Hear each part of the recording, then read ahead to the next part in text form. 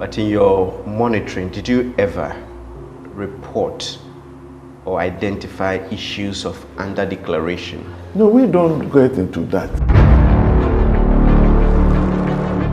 A company in a murky transaction has been paid $141 million by the government of Ghana in a questionable contract worth over $100 million a year. We don't need that kind of waste. So even in the twilight, when you are about to exit office, you are still coming up with schemes to steal Ghanaians' money. As the President, Parliament, civil society, and state security agencies weigh in on the SML scandal, the NDC's flag bearer serves a strong warning. But I say that this won't happen. An NDC government under me will not accept or recognize this SML agreement. But with 3 days to the crucial 2024 general election, another deal is being cooked at the Ghana Airports Company, with fingers pointing to the board chairman as the mastermind. Revenue assurance occurs everywhere in the global world. This is a clear and a blatant violation of success-free assignment. It was quite brave on the side of the company, bizarre on the part of the contracting party, the Ghana Airport Company. Very shameful for the government itself.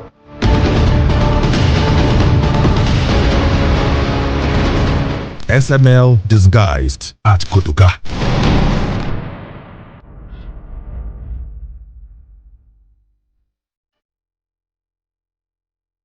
In December 2023, our investigation revealed that a company formed a month into the Akufo-Addo administration was handpicked for multiple government contracts under very murky circumstances.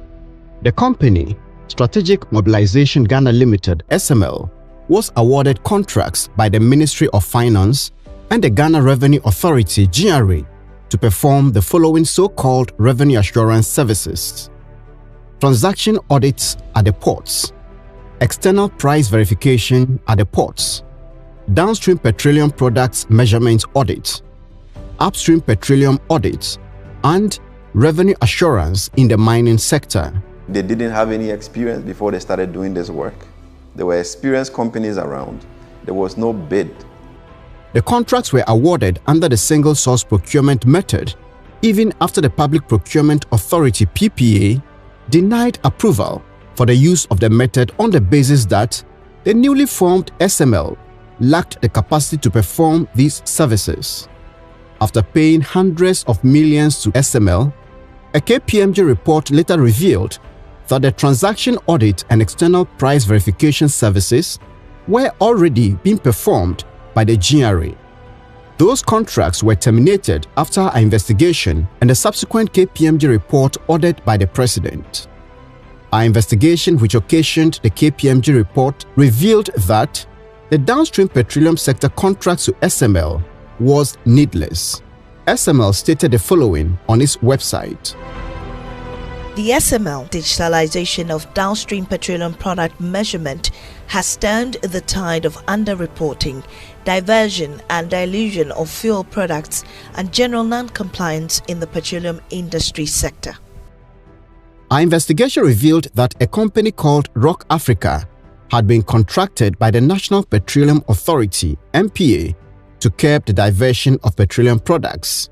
Another company, Nationwide Technologies Limited, was engaged to undertake fuel marking to curb dilution and detect smuggled petroleum products into the country.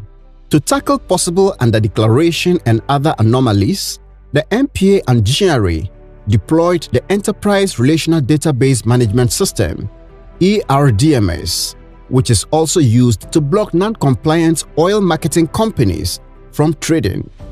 The ERDMS is linked to the GRA's Revenue Management System, ICOMS, in order to track and tax volumes of petroleum products lifted.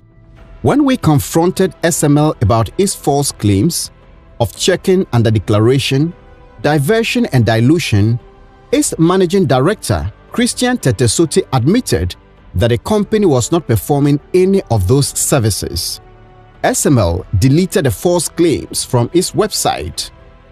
SML also claimed that in the first 2 years of its operation, the company saved Ghana about 3 billion cedis. When we confronted the managing director with evidence, he claimed the media, including the state-owned Daily Graphic, misreported SML. I've told you that I'm not aware, because when we were told about the publication, we even called the... As we speak this morning, it's still on your website. Yeah, that's what I'm saying. Eva, to be honest, I don't even know website matter.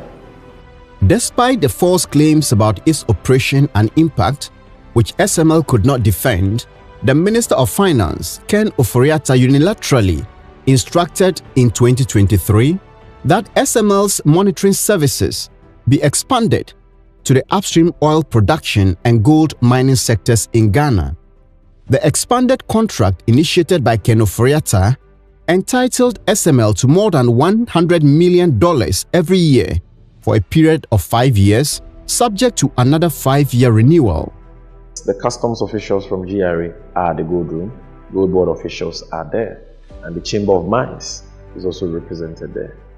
So there are enough checks and balances. When we published our investigation into SML, President Akufo-Addo ordered KPMG to audit the SML contract. The KPMG report revealed that the contracts awarded to SML had breached multiple laws, including the PPA Act.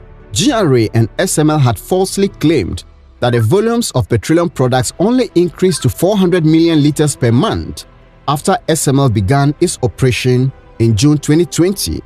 But KPMG's audit report found that 1. An average of 400 million liters per month was already being recorded in Ghana in 2019 and the first quarter of 2020 as per our review of the NPA data. 2. NPA and GRA recorded a significant decrease in lifting volumes in April 2020, that is 336 million litres and 311 million litres respectively, as a result of the COVID-19 lockdown spanning the period 1st to 20th April 2020. 3. Volumes recorded after April 2020 were constantly above 400 million litres. 4. In the latter half of 2020, when SML commenced operations, data comparison from 3 sources indicates that NPA reported higher annual volumes than both GRA and SML. Following NPA, GRA reported the next highest annual volumes, with SML recording the lowest annual volumes. The KPMG audit also showed that SML was not responsible for the revenue increment in the downstream petroleum sector. In the heat of the 2024 presidential elections, candidate John Mahama of the opposition NDC served a strong notice that his government would discontinue the SML contract. An NDC government under me will not accept or recognize this SML agreement. Whatever audit they do, I say we won't accept or respect any agreement with SML. And for the money that they've taken already, we will hold them to account for that money. 3 days to the 2024 election, however, a shady revenue assurance and auditing contract similar to that of the SML scandal was cooked at the Ghana Airports Company Limited, GACL. This contract, which appeared to be backdated, was awarded to Evatex Logistics Limited, a mining and stevedoring company with no record of having ever performed the services. Our investigation revealed that this company is linked to SML. An email address on the website of Evatex, evatel@ghana.com, is the same email address on the website of Evans Timbers Limited, the parent company of SML. A search at the Office of the Registrar of Companies also revealed that the beneficial owner of SML, Evans Edusei, is also the beneficial owner of Evatex Logistics, the mining company awarded the auditing contract at the airport. In fact, Evans Edusei is both the CEO of SML and the CEO of Evatex.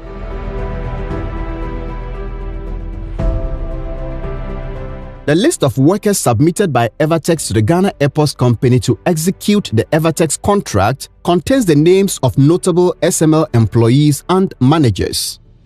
The SML head of engineering, Hamdan Abubakar, is named in the Evatex list. SML's head of IT, Prince Sapon, is also on the list to perform the Evatex contract. A former head of legal at the GRA, Philip Jude Mensah, now an SML employee, witnessed the Evatex contract with the Ghana Airports Company. He is on the Evatex list, together with a former commissioner of customs and now general manager of SML, Isaac Krensel. SML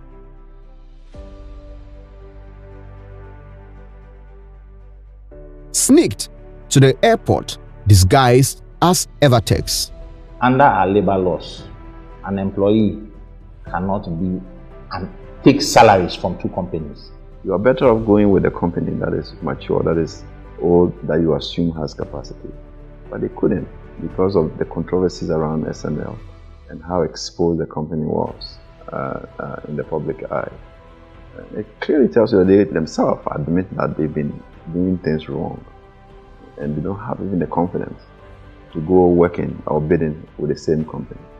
If they were really genuinely convinced that the work that they are doing is generating returns, I don't see why you would want to rather metamorphose into another company to go bid for another government project.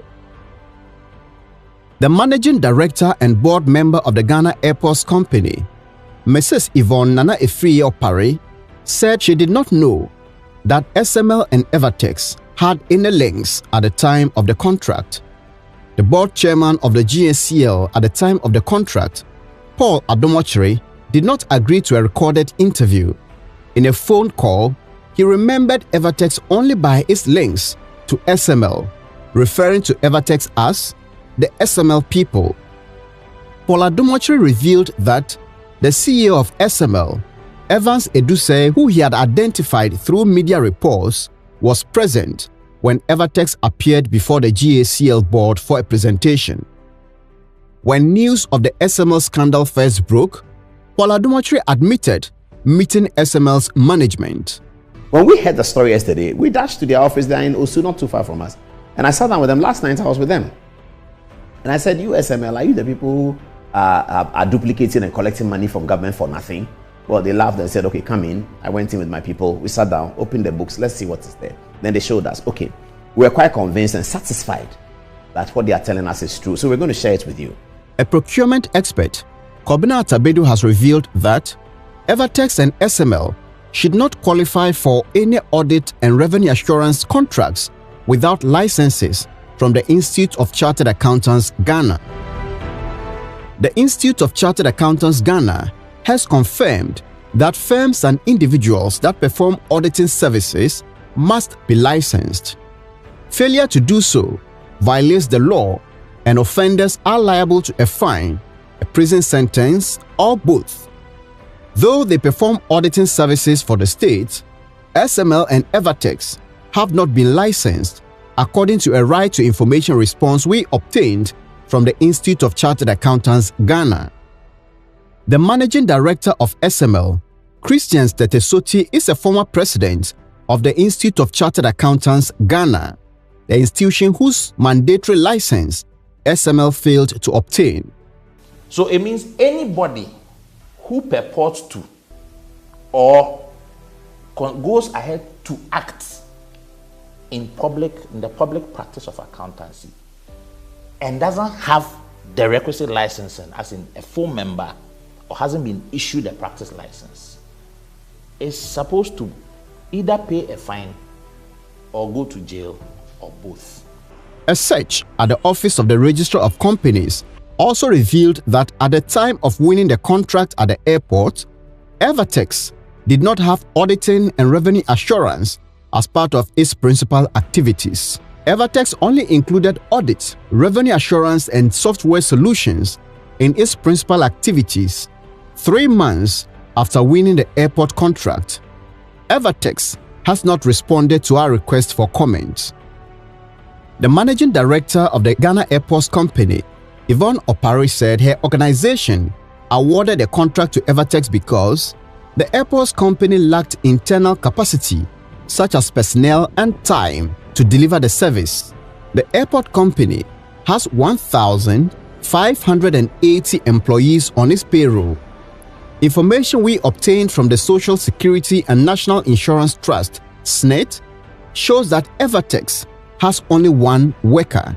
The information that Evatex has only one worker was part of the document submitted to the GACL for the contract. So, the Ghana Airports Company awarded the contract to Evatex knowing that Evatex had only one employee.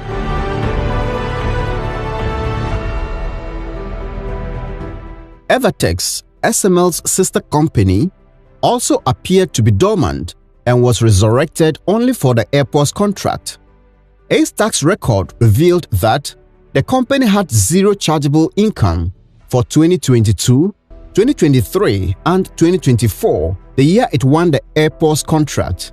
Evatex paid no tax in 2022 and 2023. The tax clearance certificate it used for the airport's contract shows that it was charged a tax of only 2,000 cedis in 2024, out of which it paid 1,000 cedis. If you want to conduct public procurement for government to spend his money on you, for you to make money, you must show yourself to be a good citizen, and a good citizen pays his taxes. Now, if you take that good citizen and for 2 years he hasn't paid any taxes, is he really a good citizen? Or what is the reason why he hasn't paid taxes? If he is dormant, why is he now resurrecting? If he's not dormant, why is it that he hasn't been paying taxes? That alone should raise a red flag and should cause you to want to set them aside.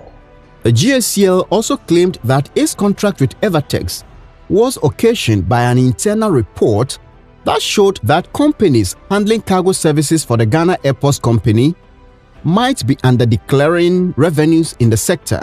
The internal audit report that necessitated the Evatex contract was submitted to the GACL in August 2024, but its board minutes revealed that the processes for the award of the Evatex contract began in June 2024. So, a contract whose processes started in June 2024 could not have been necessitated by a report submitted in August 2024.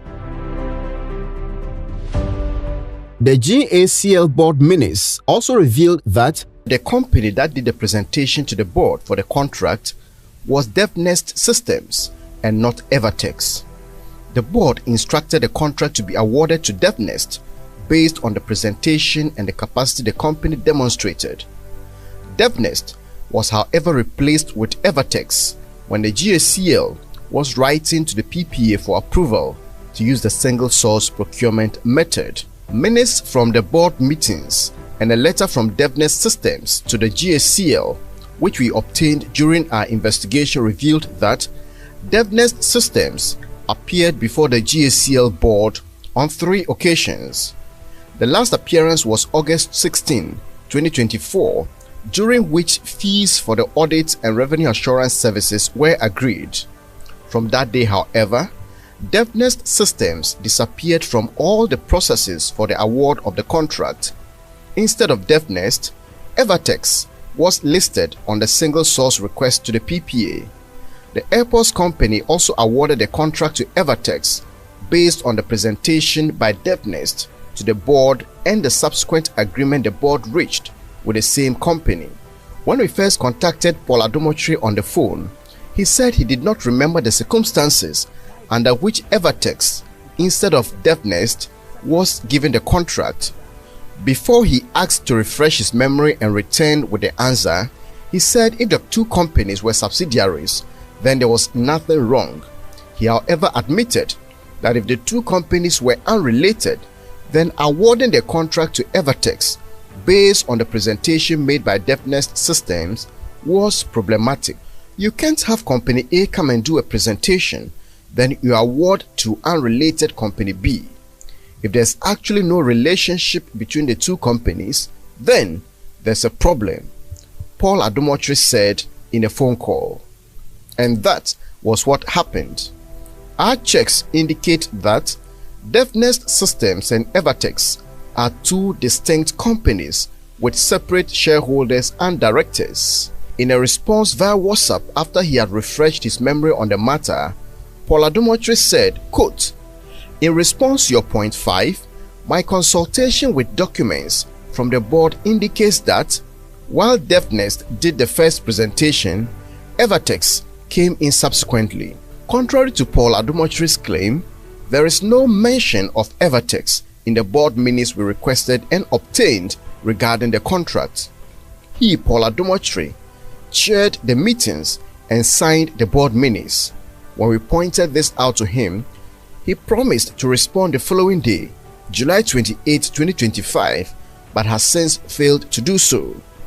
Contrary to his claim that he recognized the SML CEO during the board presentation, sources close to Evans Edusei say he did not appear at the board meeting.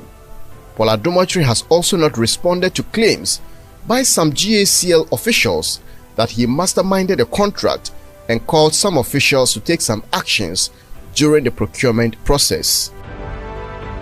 The CEO of Deafness Systems, Albert Ejelaye, is listed as the manager for the auditing and revenue assurance contract being executed by Evatex, which shows that he is benefiting from the arrangement. A request for comment sent to him is yet to receive a response. Mrs. Yvonne Opare has said that per standard practice, firms wanting to do business with the airports company would first approach management with a proposal. If interested, management would then request a presentation or further engagement. Management would then write to the board if thinks the board should be involved. In the case of the Evatex contract, however, the process started at the board level. Multiple sources at the Ghana Airports Company said the board chairman, Paul Adomotri, brought Evatex. Mr. Adomotri would neither confirm nor deny this allegation, but said even if he brought them, it was not illegal. It was not surprising to hear that he brought Evatex to the airport because he had preached revenue assurance while defending SML. There's been revenue assurance in all sectors, from Kojo Ban reduced time, in the telecom sector. Almost every sector we have tried to do revenue assurance. That's what Suba was doing at the telecom center. Now the NCA has built facilities in NCA to be able to do that themselves, because a revenue assurance is always very, very important and it is necessary. Revenue assurance is necessary. I'm not so sure whether people who did the documentary didn't understand it, but revenue assurance occurs everywhere in the global world. Apart from the board and management of the Ghana Airports Company, another institution complicit in the Evatex deal is the PPA. In the letter requesting approval for the single source procurement method, the GACL claimed that Evatex, quote, had a long and successful track record of carrying out similar assignments expeditiously, end of quote. This claim is not backed by any evidence, but the PPA granted the approval.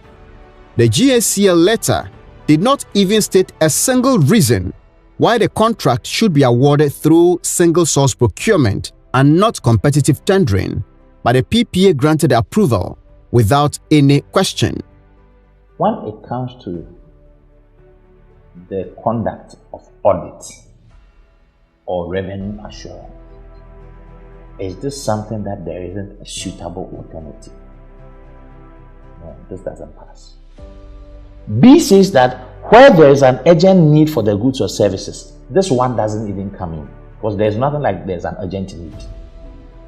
The third one, where owing to a catastrophic event, there is an urgent need for goods, there is no catastrophic event here, so it is not even applicable.